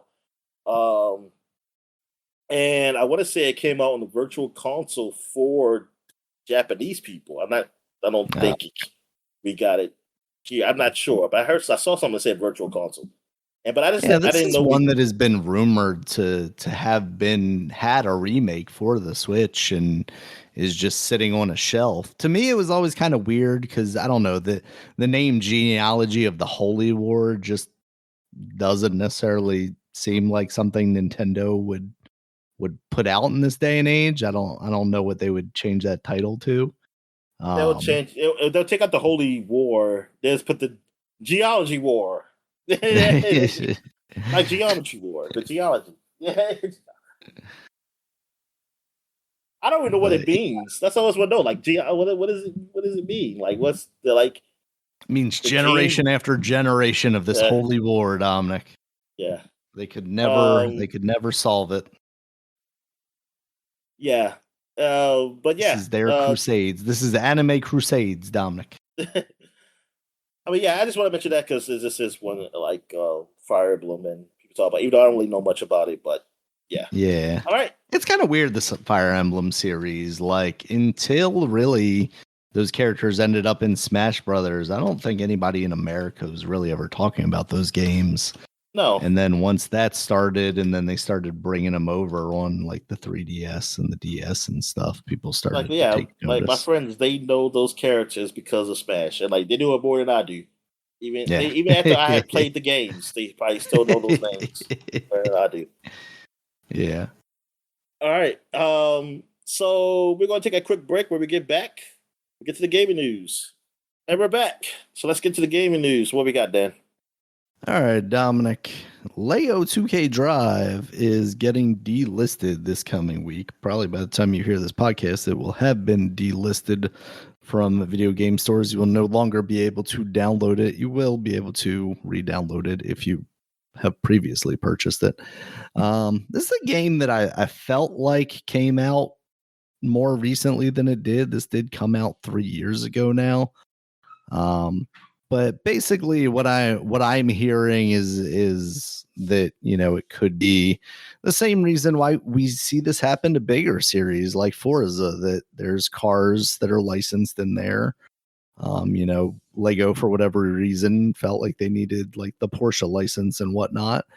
And so music. You know, here we are, and it's just weird. I don't know. That is weird. Yeah. I never really gave a chance. I want to say it was like free on a PlayStation or something at one point, or had a demo. I want to say I started it for some reason, and then I just never came back to it. But now, you know, I look at it as like a game maybe my daughter could play, but obviously not if it's being ripped off of the stores, Dominic. Maybe all of these games, it feels like they should make like $1 before they get taken down, because otherwise, like, what's the point? Yeah, I mean, it's so weird. Like, you could sell a ton more if you just dropped it to like a super reasonable price right before you took it down, right? Yeah. Well, I mean, I don't know. Just maybe, I don't know. I mean, I would think so, but it's just that, yeah, because of licensing, that these things get taken down, and then you might get those people who argue and say, like, see, this is why physical copies are the best. But it's like, dude, you got to have that update, because that game ain't the same game. That's one of those games where, like, I know that game's probably like it's not the same game as like if you don't have the updates or something like that, you know, initially on your hard drive or whatever. Like, you have to have that update. And then, so if some reason like your hard drive goes out, like you still got that disc, you know, that's not gonna be the same game that you had. And then the subsequent like whatever downloads or whatever. But it's because that's just so weird that, like, I wish there was something you can do with the license, like, because you have to keep paying those guys and strip that out or something like that. I don't need a Porsche logo on my Lego car. Or just like, why are those the licenses? Why does it matter to these car manufacturers that, you know, a 3-year-old game that nobody's really buying anymore still has their car in it? Like, why can't that just be a perpetual license? It seems weird. Yeah, that's what I'm saying. Like, why can't it be like a one-time deal? Like, bam, that's it. Because like, they ask for even more money. But or like, yeah, they pay you, but to a certain, like, it's a time limit. Like, it's something like but yeah, whatever, man. That is weird. And yeah, that's like with Forza. Like, I don't like that I can't get Forza 4 anymore, or like Forza 3. Like, I can't get that. Like, I can't buy it like in a legitimate way, like through Microsoft. Like, I can't get it. Yeah, which is crazy for like a series that's so big. Like, this doesn't necessarily surprise me just because it's kind of one of these weird things. But yeah, for the fact that like only the newest Forza kind of exists anymore is a very odd thing, in my opinion. Yeah, it very much is. All right, what other news we got? All right, Dominic, speaking of 2K, Visual Concepts, the studio behind NBA 2K and WWE 2K, apparently is experiencing massive layoffs. A good portion of it is from the WWE team, and a a bigger portion of that smaller portion of the team is a part of the team that was working on Netflix versions of the game. Apparently, Netflix decided not to release 2K27 and 2K28 versions of WWE after they released this year's. I've seen some mixed things because I was seeing people that basically said, it was a stripped down version. It wasn't very good. But I also saw some articles saying that it still did pretty well. I was going to say sold, but I think that's one of those things that, it's included in the price of your Netflix subscription. And obviously, with them having the licensing deal with WWE for Raw and internationally everything, I can understand why they want like a version of that game for their ecosystem to not only bolster the wrestling fan stuff, but bolster their games catalog which they've been, increasing year after year. But it sounds like, with them saying they no longer want to do that, and Visual Concepts not having anything else for this team, or this subset of a team to be working on, they decided they don't really need them anymore, which sucks a lot. We're constantly talking about this stuff where like we never have any other ideas, right? Like it's like, oh, you were working on this game and now you're not working on this game, and we don't have anything. Yeah. We don't have a backup plan. We didn't go to college, Dominic. So, now we're just homeless on the street. All these corporations just, can do that. They should make Flow Game Brothers too. Yeah, I mean, that's the crazy thing too, because what's that? That Dreamcast game. I remember seeing that. Yeah. I used to be jealous because I was like, because I like point and click games, type of games. So I was like, oh man, I want to play that game. Yeah, it doesn't make a lot of sense. I mean, it makes sense for these companies, but it doesn't make sense that, the lowest people on the totem pole always have to suffer because of the choices of these corporations. And I had this. Oh yeah, Ooga Booga. They made Ooga Booga. Well, you can't. I don't know. Okay. Yeah, I don't. You might have to change make the that title. game anymore, Dominic, in 2026. That's what to say. Yeah, canceled. China. Or probably just call it, because it says, would have had something here, Kahunas. Call it Kahunas. Just call it Kahunas. Oh, there you go. Okay. Yeah, I had this kind of as the lead story, but it makes sense to go right into this. Sega canceled their super game, Dominic, that they spent like $882 million on already. And just like, what are you doing chasing these trends? Like Sega, especially a company. Super game was. I just want to know. I want to know exactly what it was. It was Fortnite, but with Sega characters. I mean, I just want to see that. I just want to see some concept or something of it. Like I just want to see, like what we was getting. Because I mean, to me, like, yeah, you could do that. Maybe there was talk of this. You have like, it's just one big world, right? But you have portions where you've got Sonic racing around, and you can play as Sonic and race around with his friends. You've got, you drive around the city in a crazy taxi or something like that. You hop in an Air Harrier or something. But yeah, the idea that these companies need to chase after these like uber big games to compete with like a Fortnite, when a company like Sega, not only have they been around for as long as they have, and they failed as spectacularly as they have in the ways that they have, they should have learned some lessons from that. You've got all these properties, and seemingly you're maybe still doing something with them, but like utilize those, create smaller experiences, lots of smaller experiences. And then if one of them hits, drive harder on one of those. Like I was telling you before we started recording, it drives me crazy that we got Sonic Mania, which was basically this beautiful marriage of the official Sega property with someone who was basically just making fan games because they were such a fan of the property. They wanted to see it done better, basically. And that worked out beautifully. And ever since then, Nothing like that has ever happened. Not They only just for keep the selling Sonic this game. property, They but just any keep of their selling that one game. properties. Yeah. Like without no kind of sequel to that game, you just keep seeing it on sale. Whatever sales happen, I see it. And it was like, I was thinking that, wow, no Sonic Mania 2? Really? Yeah. Like, you can't convince that guy to come back. Like, maybe he wants to do his own thing. I get that, but I don't know. There's got to be somebody To say, there's that got to be can other pull it people off. too. Yeah, darn. But similarly, like, I'm sure there are equivalents to, a Sonic fan game for a Crazy Taxi, for a, whatever else, Golden Axe Jet or Set something Radio. like that.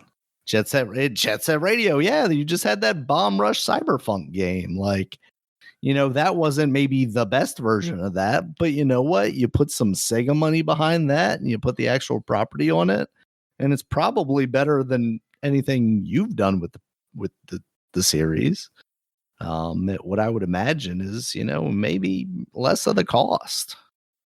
And that's just, I wish we were in an environment where these companies were more willing to take risks, but with lower price things. I don't need, the most spectacular, amazing level of graphics and fidelity and 20 hours of gameplay and things of that nature. But I want a solid experience for the price that you expect me to pay for it.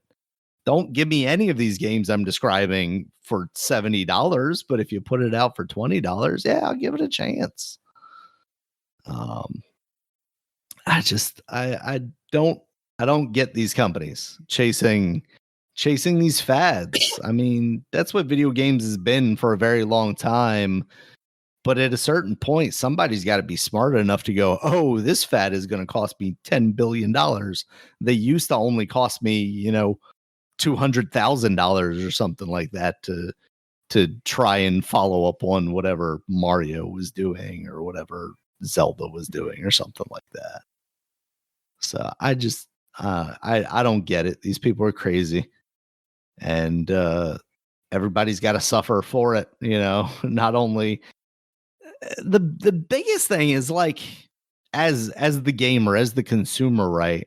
Not only do we see these people like losing their jobs and all that stuff, but that's also years of work that could have been a different game effectively just thrown in the trash. Something that we're never going to see. Like, that's, you look at like a Naughty Dog, right? You get one game a generation now. We used to get like 3. Yeah, if not more in some cases, depending on the generation, obviously. Like, I mean, and look it's how late untenable. into the generation. Exactly. Yeah, like, because, where are we right now? Like, they haven't released a single game on the PS5, right? Outside of a Last of Us remake. And it's going to be, what, next year before we see that Indigo Prophecy, Heretic, Prophet, whatever game. And we're talking about PS6. Like, does this game come out after the PS6 is announced? Are we getting cross-generational Naughty Dog game, Dominic? And then after that, when do we get a PS6 game from them? Like, God only knows. I just don't understand why none of these companies and none of these bigger companies outside of maybe Nintendo, who just like seemingly makes games and then sits on a library of them so they can just kind of release them as they want. They're the only ones that kind of have an idea of how to do this. And the fact that no one has picked up on that and no one has followed a similar suit is absolutely insane to me as far as these big companies go. And it's no wonder that they constantly fail. They put all their money behind one singular game and then boom, falls apart. Like, now you got Sega blaming Rovio, the Angry Birds people. Like, when I first saw this, I thought they were closing them down, and I was like, oh my God, like Rovio was one of the biggest companies Yeah, that's what I making say. mobile games and Angry Birds and I whatnot. forgot that they got Rovio because I was watching Yeah. the Kyle Bozeman thing, and I was like, oh, Sega. Oh, that's right, Sega did get them. Yeah. And they wanted them just like Sony wanted Bungie to help out with their live service push. And that fell flat just like it did with Bungie and now like it is with Rovio. And now, we get on these investor calls and they're pointing the blame at them. It's just like, okay, well, you're the ones Which that kind of sucks decided this was the with the whole direction you were Sony going. Bungie thing, because it's like, in retrospect, I'm more thinking like Bungie helped them with the first person shooter. It's just like make an actual Halo killer. Make an actual Halo killer because Which is wild, right? Yeah, like you could have had Bungie make a single player game we could that do a was reboot of Killzone and actually make it the Halo killer that you always wanted. exactly. That would be so wild. And no, absolutely not. They won't do that. Like they won't even touch Killzone with the 10-foot pole right now, which is kind of crazy because as much as Herman Holst seems to be kind of the guiding hand behind everything now becoming a Horizon Forbidden West, like Guerrilla is the team behind Killzone. Like he could also be throwing his weight around to get a new Killzone, but seemingly he is not as interested in that as he is Forza Horizon or Forza Horizon Zero Dawn. That's what we need. That's the crossover that we need, Dominic, now that Xbox is putting out games on the PlayStation. Yeah, you race the T-Rex. Yep.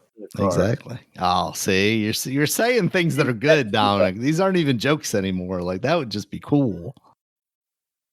I'm already racing Gundams. I might as well. All right, Dominic. Next up, this is a smaller story, but Moss is getting a combination of the first two games. It's going to be called Forgotten Relic, and it's coming this summer to basically everything as a VR free version, a flat screen situation. So I'll admit, like those games always did seem like they were kind of good. Yeah, they did. VR is a limiting factor for some people, and now getting I'm curious. Yeah, I'm curious how it is as a regular game. Now. Yeah, was that a gimmick or does it hold up? Yeah, because I like the idea of like seeing that mouse, whatever, in that like close in that world, that pop-up world, and then stuff happening around, like whoa, like something in the background happens. Like I think it was like a deer or something moved. Yeah, this scared the shit out of me. But yeah, that scene in the flat world, I wonder how that is. Yeah. I'm sure it works well enough. I don't think that this is going to be, too crazy. I don't think this is going to sell super well or anything like that. It's not going to blow anybody's skirt up, but I think it's going to come out to solid reviews, your middle 7s to 8s. And, eventually if it's on sale or part of a Humble Bundle or something, I will acquire it. All right, Dominic, I'm going to make this one I've still got another one. Katsuhiro Harada, he left the Bandai Namco and Tekken game. He was kind of the lead behind Tekken for the longest time. He had left Bandai Namco in December. He has popped back up now, Dominic, in Saudi Arabia, working for SNK. He is opening a new studio under them. SNK is in Saudi Arabia? They're not in Saudi Arabia. They're owned by the but no, they're owned by the Saudis now. They're owned by the public investment fund or whatever. Oh, okay. No, but you know what? If I were, I don't know if the talent's there. Not to say anything about Saudi Arabia, but like the video game designers are, them in Japan. If you're a Japanese game developer, you don't necessarily know, who's got your back in Saudi Arabia. Because I'm thinking like, shoot, man, if my money's coming from Saudi Arabia, I'm going to move there. I'm going to have a Bugatti, and I'm going to have my apartment in the world's largest tower. Like Crown Prince can just give me all the money. But yeah, he's starting a studio called Versus VS. Obviously, it's going to be doing some kind of fighting thing for SNK, who obviously know their way around a fighter. But he is known for Tekken, which is a 3D fighter, which they don't really have. So I wonder if he's going to help them make, either a Fatal Fury game, or what's the other one? Samurai Showdown. I think they make one of those series into a 3D fighter, or if there's going to be kind of a spin-off of one of those, or even a brand new thing coming from him. Honestly, I'd be kind of surprised if it were a brand new thing, because everybody is so sensitive about bringing out brand new IP and struggling with that instead of just tacking on a name of something that people already know. But yeah, I mean, Tekken seems like, it's been a while since I played a Tekken game, but it seems like Tekken's kind of living its best life right now. Nobody was really too down on. Well, I think people are down on the latest one compared to 7. Really? Oh, yeah. Okay. 7 was like really hype, and then 8. It seemed like maybe people I'm were forgetting down about Tekken 8 entirely. I think that's what it might be, actually. Yeah, maybe the last time I was really paying attention to Tekken was 7. Yeah, because that's when they had Akuma. Yeah, I think that might have been the last time I was paying attention to him. Because I remember people using Akuma in the tournaments. What's the fighting game tournament called, Dominic? The big one, Evo. Evo, yeah. Yeah, I think that's the last time I maybe saw it. Yeah. Tekken 8. Oh, yeah. Look at that. Steam's got Tekken 8 at a 3. Mixed reviews. So, yeah. I mean, maybe he left when the time was right then, Dominic. And he's like, let me get out of here while everybody's kind of, down on this game. And then I'll pop up with my thing and everybody be super excited. All right. Yeah. Let's make this one. I see someone up here say graphics and load times are better. Because someone said, because I see somebody on Facebook said Tekken 8 is way better than Tekken 7. And someone said graphics and load, people disagree with them. They say graphics and load times are better, but everything else is dog shit. Somebody said Tekken 8 is literally a smash fest. Nice. Like, yeah, that's what I'm hearing. It's like Tekken 8 is faster or something, but some people, I've heard that multiple people about it being the smash fest compared to 7. Tekken always seemed like a game where, watching the professional players, at least, it always felt like a kind of taking your turns to beat somebody up game. Like, okay, I'm going to do my combo, which is going to do like 30% of your health. And then, oh, you caught me. You are going to do 30% on my health. I'm going to do 30%. Like it was always kind of a back and forth thing, unless you had that person that was just kind of dominant and kept you in a combo. And then, once that happened, you were just done. But it is very combo heavy fighter, like locking people in. It was never like, oh, I get my move, you get your move. I'm going to block that. You're going to block this, like Street Fighter. Some people are saying like the graphics, the graphics are better, but some people just who are really into it, they seem to be down on Tekken 8. That's unfortunate. And these fighting games are too expensive too. Too expensive. Like I don't mean because I'm saying expensive as in like what you need to buy after you buy the game. Like it's buy Tekken 8 Season 2 Ultimate Edition is $90. Deluxe Edition is $80. Advanced Edition is $50. And the regular version is $40. Yes, but what do I get in all of the other nonsense? All the characters that I might want to play as. All right, Dominic. Last one I got here. Best Buy might have leaked the pre-order date for Grand Theft Auto 6. Could be May 18th, which is this coming Monday. The only thing that does for me is gets my hopes up that maybe we see more about that game as a result. Like, if you're just telling me, like, if you just go on social media and go, okay, Grand Theft Auto is live on Best Buy and Amazon, you can pre-order now, I don't care. But if you put out a new trailer, then you're going to catch my attention. Wait a minute, it was So another game that did the same thing I seen recently. They put out some news, but they didn't put nothing else out. What game was it? I saw it on Twitter because people were like, "Hey, you said you was gonna give us more?" Because it was a game that said it was gonna give us more information on Promise, but that was all they did was just say, "Jeez, here's give an announcement. Date. Goodbye." Yeah, give a release date. I'm trying to think. Oh, the Wolverine game. Okay.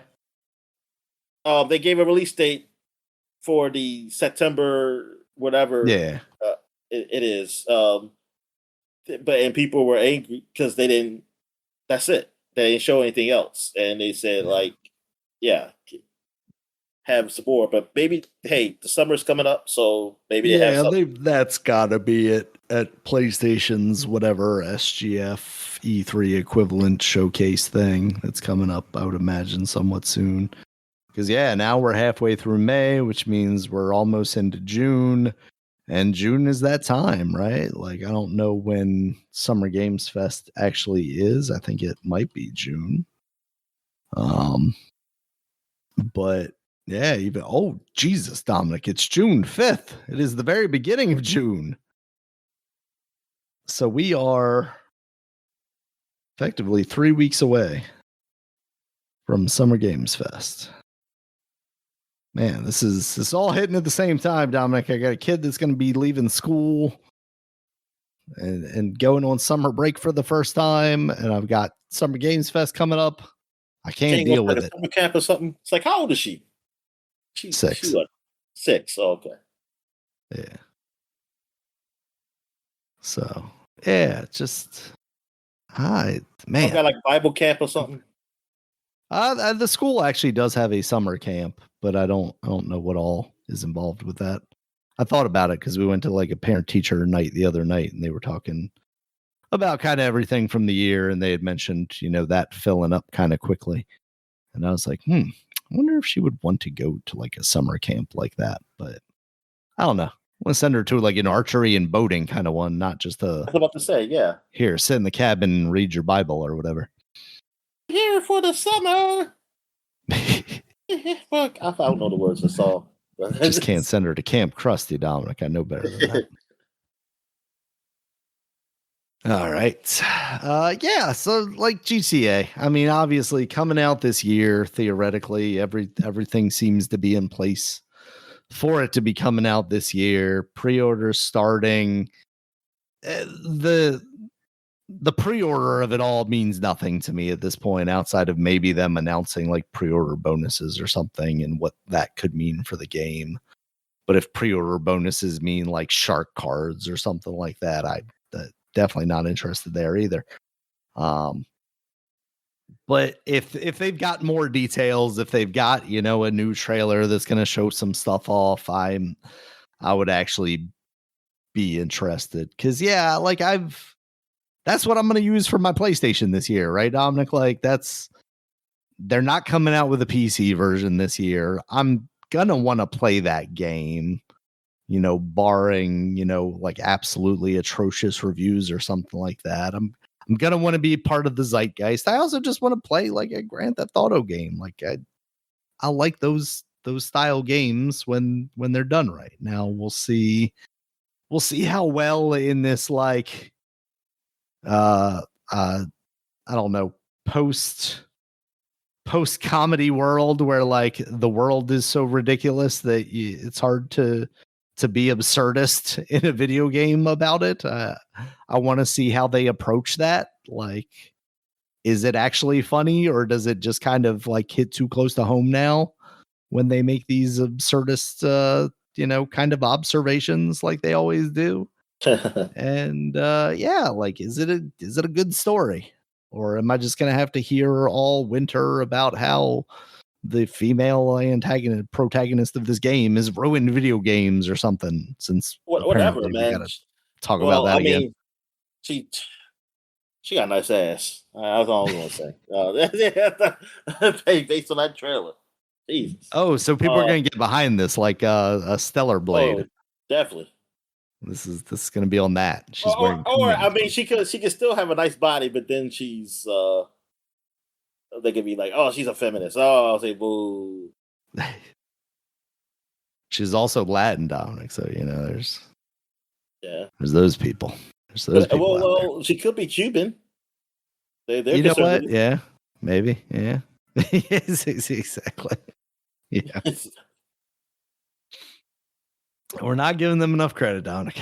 All right. Yeah. I mean, Grand Theft Auto, Dominic. What is your level of excitement for it? You're just kind of like waiting for it to come. Yeah, I'm waiting for it basically to come, but I am excited for it. Like, I will stop whatever I'm playing to play that. Mm. Like, there's nothing right now that I could think of that I'll be like, I'm playing. I was like, well, Grand Theft Auto's out. Gotta play out. That will be. I gotta finish this up first. let me wrap this up, and then I'll get around to that. Yeah. So I don't know. I'm just hoping for more information. They've always been, few and far between, sparse with their information. I remember as far back as like Vice City, just like, oh, what are they actually going to show? Like, are they going to show gameplay? Not that gameplay ever really mattered. Gameplay always looked like, the previous game essentially. Well, thing is, for me with Vice City, I don't think I had a way of watching.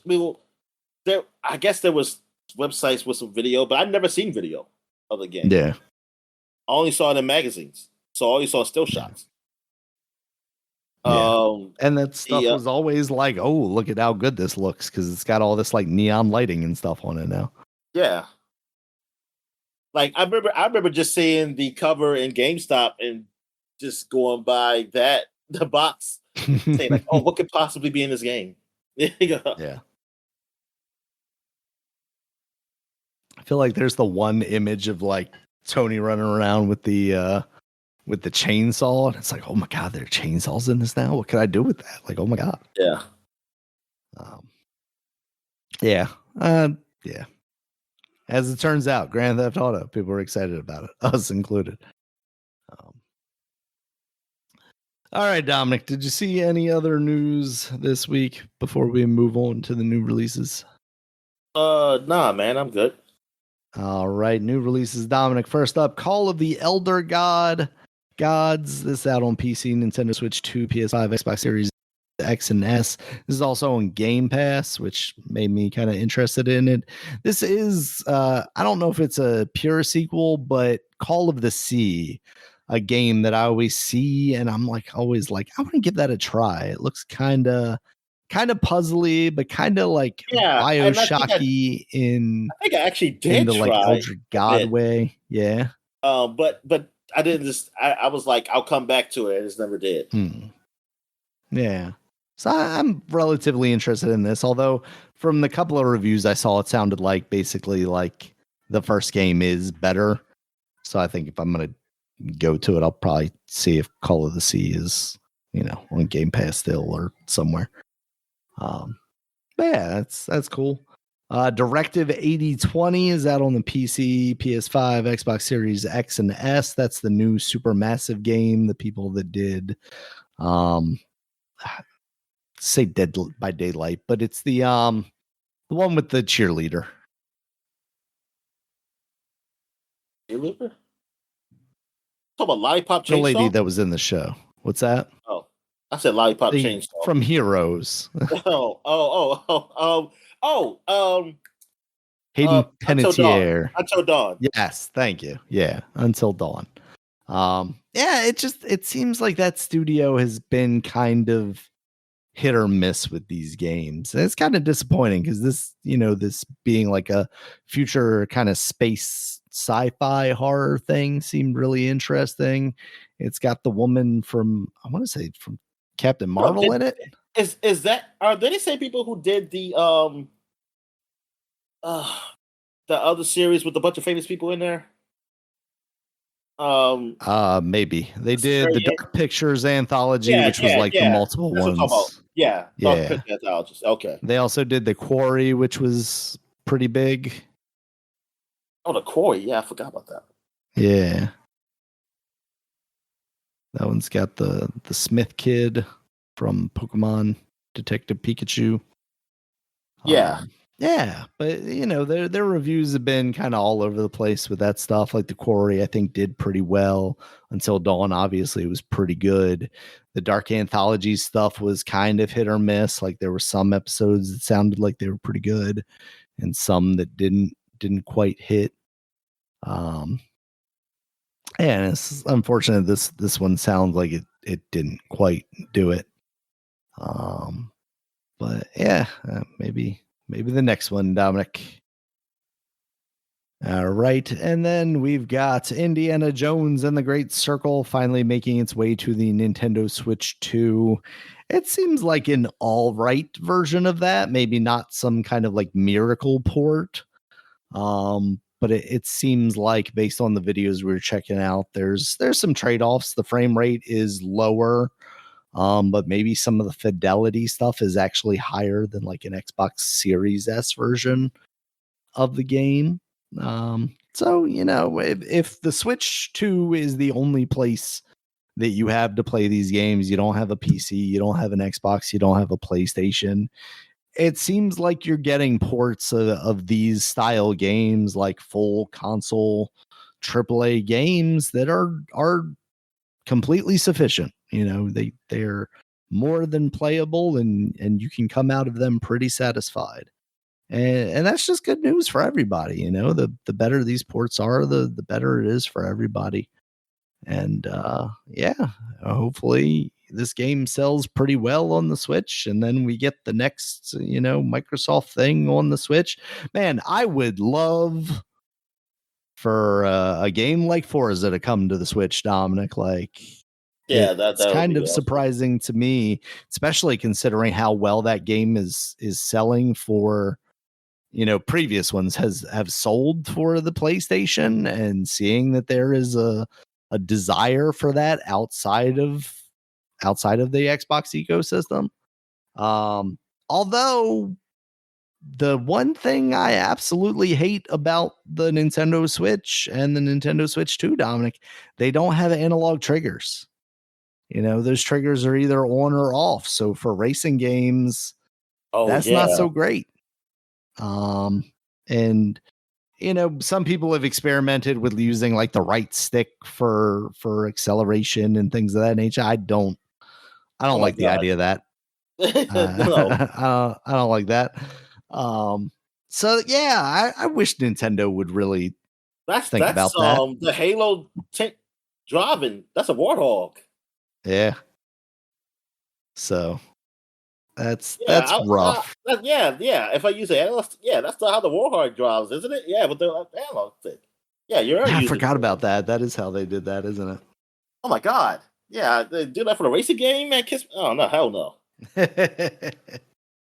Yeah, so that's I would be interested to see how a port of Forza holds up on the Switch 2, but also Nintendo's complete lack of like understanding why someone, which is crazy, is coming from the person from the company that like quote unquote innovated the idea of the analog shoulders with the GameCube, to just completely abandon that for these past 2 generations. Meanwhile, every other console and controller has that by standard. Is insane. Think how much better racing in Mario Kart would be, Dominic, if you had analog triggers.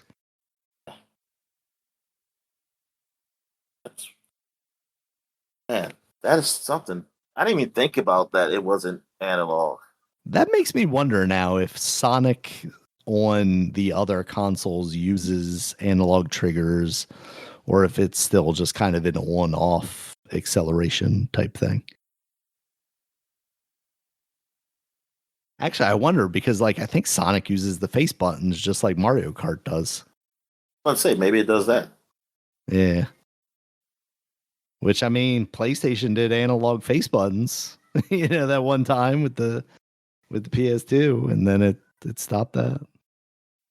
But yeah, Nintendo, like, come on, that's lazy. What are we doing here? Why didn't we put analog triggers on these things? That is an insane thing to not be able to keep up with. You need a game chat button. You couldn't give us analog triggers.